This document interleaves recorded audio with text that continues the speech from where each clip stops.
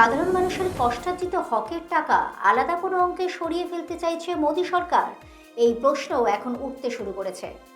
বেসরকারি সংস্থার কর্মীদের বেতন থেকে একটি নির্দিষ্ট অংশ কেটে সেই টাকা জমা হয় পিএফ অ্যাকাউন্টে। সেই পরিমাণ অর্থ অ্যাকাউন্টে দেয় সংস্থাও, অর্থাৎ পুরো টাকাটাই কর্মীদের, সাধারণ মানুষের। সরকারের কাছে তাঁরা শুধুমাত্র সেই টাকা গচ্ছিত রাখেন খানিক নিশ্চিত অবসরের জন্য। প্রতি বছরই সাধারণ গ্রাহকের থেকে আদায় করা টাকা দিয়ে পিএফ কর্তৃপক্ষ বিভিন্ন ঋণপত্র বা লগ্নিপত্র কেনে, আবার পুরনো ঋণপত্র বা লগ্নিপত্রগুলি বিক্রিও করে।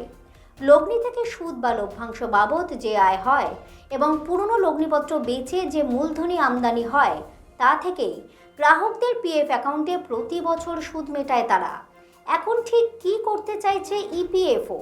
তারা জানাচ্ছে, একটি ইন্টারেস্ট স্টেবিলাইজেশন রিজার্ভ বা তহবিল গড়া হবে। সেখানে সুদ এবং লগ্নিপত্র বিক্রির লাভের টাকা একটি নির্দিষ্ট সীমা পেরিয়ে গেলে তা আর সুদ হিসাবে গ্রাহকদের দেবে না কেন্দ্র, তা সরিয়ে রাখা হবে ওই রিজার্ভ বা তহবিলে। যুক্তি কি? আগামী দিনে সুষ্ঠু হারে সুদ দেওয়া। প্রস্তাবে বলা হয়েছে, সেই তহবিল কোনো একটি নির্দিষ্ট আর্থিক বছরের পিএফে জমে থাকা কর্পাস বা মোট টাকার 10% অতিক্রম করবে না।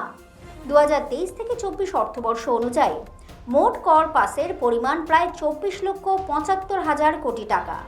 নিশ্চিতভাবে বর্তমানে অঙ্কটা আরও বেড়েছে।